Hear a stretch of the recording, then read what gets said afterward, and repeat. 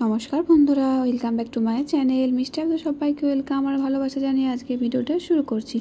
तो आगे भिडियोते देखतेই পেয়েছো আমি ফ্লাইটে উঠে পড়েছি মানে যাই হোক তো কলকাতা থেকে পোর্ট ব্লেয়ারের ফ্লাইটে। তো চলো সঙ্গে থাকো দেখতে থাকো, আশা করি ভিডিওটা তোমাদের ভালো লাগবে। যদি ভালো লাগে থাকে অবশ্যই লাইক কমেন্ট শেয়ার, যারা এখন আমার চ্যানেলটা সাবস্ক্রাইব করোনি তো সাবস্ক্রাইব করে আমার সঙ্গে থাকো। তো 11:15 ফ্লাইট ছিল, তো আমি এবার সিট খুঁজে এবার বসে চলে যাবো আমার নিজের সিটে। তো অনেকবারই ফ্লাইটে চেপেছি, বাট এই ফার্স্ট টাইম, তোমাদের আগেও বলেছি এটা আমার ফার্স্ট টাইম একা আর কি। যখন আমি বাড়ি এসেছিলাম তখন আমার বরের বন্ধুর বর, তো যাই হোক আরোহীরা এসেছিলো। আরোহীতে তোমরা সবাই জানো, আমার ভিডিও দিয়ে তোমরা দেখেছো। যাই হোক তাদের সাথে এসেছিলাম, এখন আমি একাই যাচ্ছি। তো আমি আর নন্টি, একা বললেও ভুল হবে, আমার নন্টি আছে আর আমি যাচ্ছি। তো চলো আমার সিট পেয়ে গেছি বা বসি। তোমরা পুরো ভিডিওটা দেখতে থাকো, আর তোমাদের সত্যিই খুব ভালো লাগবে, কারণ কলকাতা থেকে পোর্ট ব্লেয়ার যখন ঢুকবে ফ্লাইটটা তখন ভিউটা এত সুন্দর বন্ধুরা, আমার তো খুবই ভালো লেগেছে, আশা করি তোমাদেরও ভালো লাগবে। তো সেটা দেখার জন্য অবশ্যই স্কিপ না করে পুরো ভিডিও দেখতে থাকো।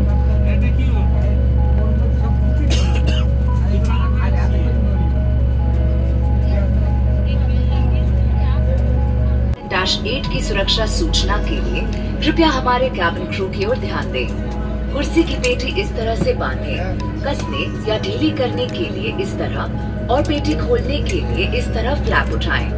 कैबिन में हवा का दबाव कम होने पर ऑक्सीजन निकाम अपने आप ऊपर बने पैनल से नीचे आ जाएंगे। कुर्सी पर बैठे रहें, अपना पर्सनल मास्क हटाएं और मास्क को अपनी ओर खींचें और नाक मुंह ढककर सामान्य रूप से দেখাতে পারলাম না কারণ ভিডিও করা বারণ আছে। তো যাই হোক চলো, আমাদের ফ্লাইট ছেড়ে দিয়েছে, তো চলো সঙ্গে থাকো।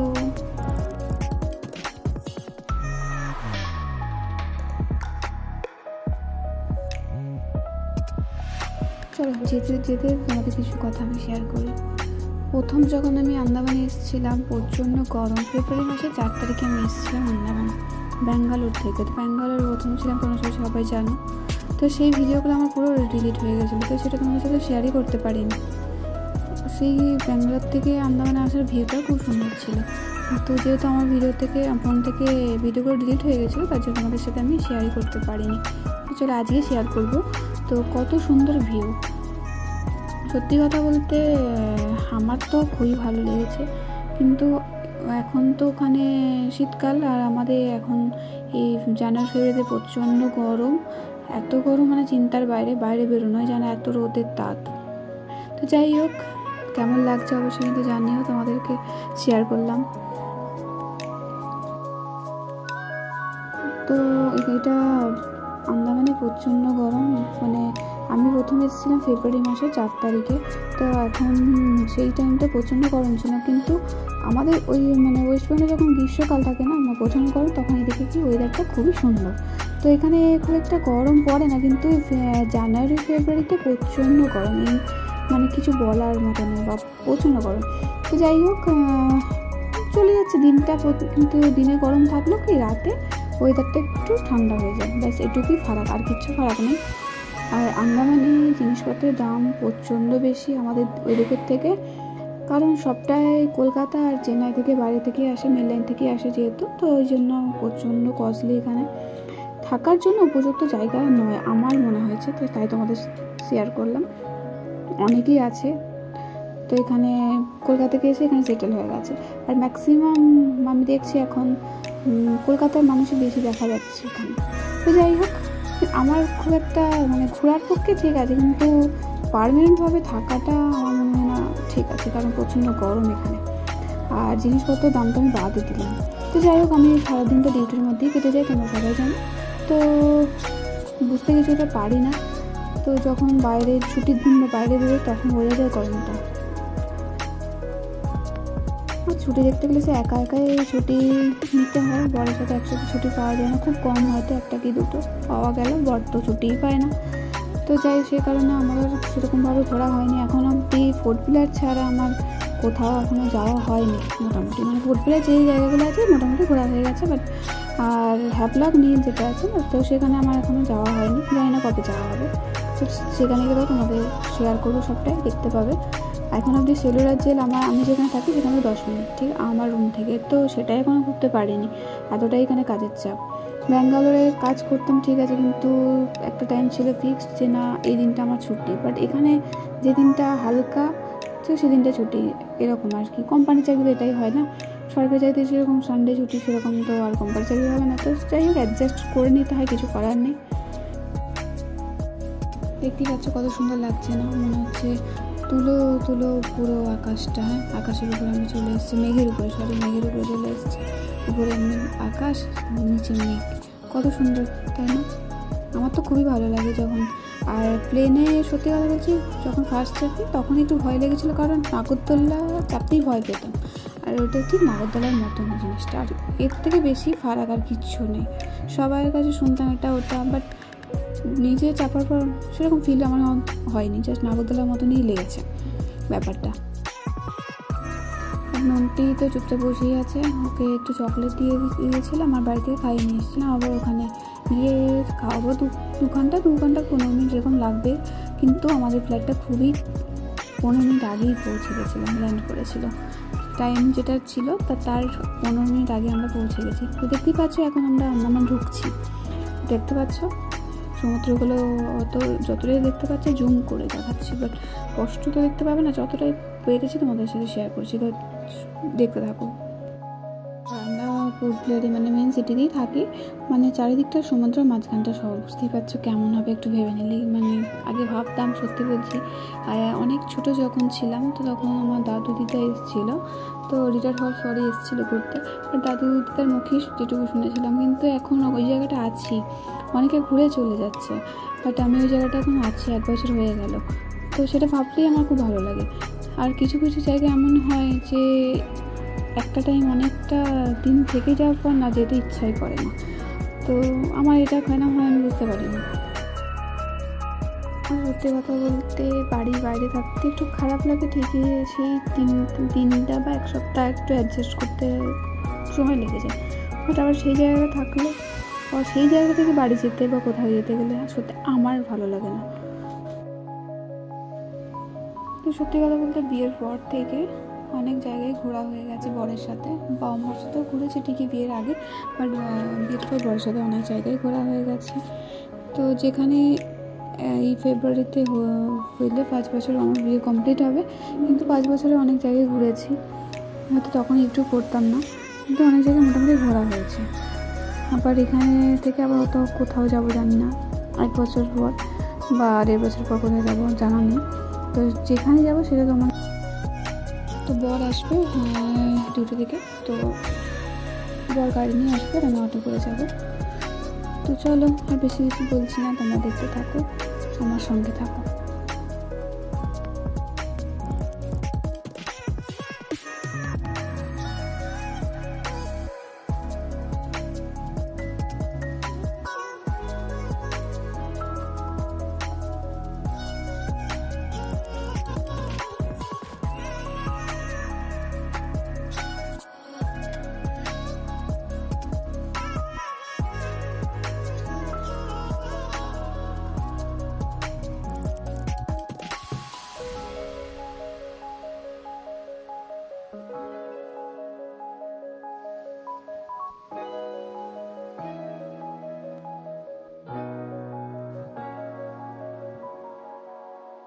একটা অসুবিধা হয়, মানে কানটা তালা ধরে যায়, ব্যাস এটুকুই অসুবিধা হয় হয়তো, আর সেরকম কিছু অসুবিধা হয় না।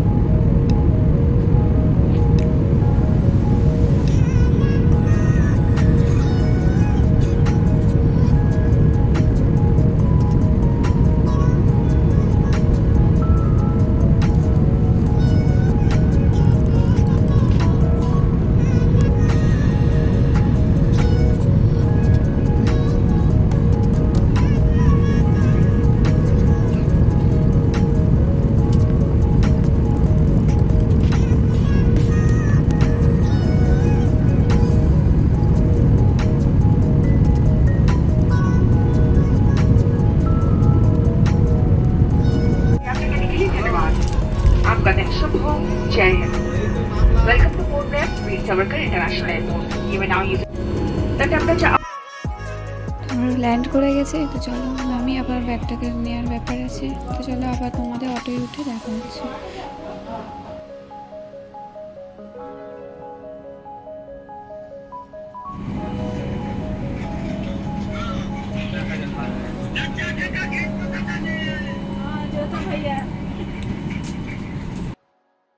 তো চলো আমি অটো উঠে পড়েছি, আর ভিডিওটা বেশি বড় করছি না। তোমাদের কেমন লাগলো অবশ্যই কিন্তু কমেন্ট করে জানাতে ভুলো না। যদি ভালো লাগে থাকে অবশ্যই একটা লাইক করে দিও আর সাবস্ক্রাইব করে আমার সঙ্গে থাকো। তো চলো আজকের মতো টাটা, সবাই ভালো থেকো, সুস্থ থেকো, সাবধানে থেকো।